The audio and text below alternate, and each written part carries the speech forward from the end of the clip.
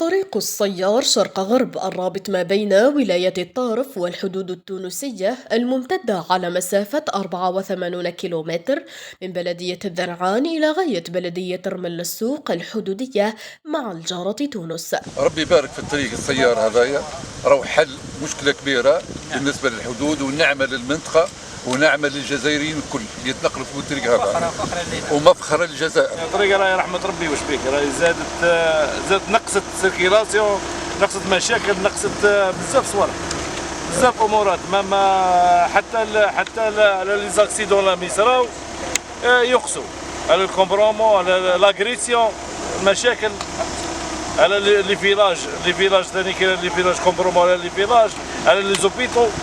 مشروع يقطع مختلف محاور الدوران لبلدية الذرعان، بحيرة الطيور، الطارف، بلدية عين العسل، وذاك لتسهيل المبادلة الاقتصادية بين الجزائر وتونس وتسهيل حركة المرور وضمان سلامة مستعملي الطريق. الحمد لله نحمد ربي العالمين. رانا كنا في غبينا في الطريق والحمد لله درك رانا في طريق مليحة. ملي طلعنا في لوطوروت وحنا ماشيين ما كانش لي دودان، ما كانش تعطاني. طلعتها من ذرعان. منين جيت؟ من ذرعان في الطريق الجديدة ملي فتحوها جديدة جيت فيها. جيت من قلمة. كان عندنا المشكل من قلمة للحدود، كان عندنا مشكل كبير في الطريق ودرك رانا الحمد لله رايح للحدود. الحدود الجزائرية. الحدود الجزائرية التونسية. ودرك رانا الحمد لله انا ماشيين عك جديدة غاية كاع والله. سي تري بيان، سي تري بيان لي انفستيسمون كي زون في بور لوطوروت غاية. بروميير فوا فت هاد لوطوروت، هاد الجهة هادي لو بوان. أنا من الغرب فت لوطوروت مغنية حتى جهة الكالا، قبل الكالا، ودروك زادو شوية الخدمة. عايش زوج سوايع 3 سوايع باش نلحقوا لوطوروت هنا.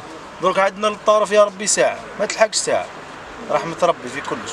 تسمى دوكا رانا ملي ندخلوا من البويرة ما نخرجوش من لوطوروت حتى للحدود، حتى للطرف. الكياس جديد منظم معناها واضح كذا وثنية مسهلة، يعطيهم الصحة معناها الجزائريين كيفاش حلوا الكياس من تونس للجزائر وسهلوا العملية نتاع التنقل، تحسن برشا وما فما حتى مشكلة. الضوء زي كل شيء يقولوا بلي مغلوقه ماشي مغلوقه. لا هاي واه درك هاي مفتوحه. درك هنا راك تسمى في لاليميت تاع الذرعان، من هنا راك راح تمشي في لوطوروت حتى الحدود ان شاء الله. في المواقع الاجتماعيه سمعت بلي مغلوقه محلوله. تسمى انا كنت جاي في طريق درك هذيك هي راك فيها، هذه هي لوطوروت. فيها الشك والحمد لله.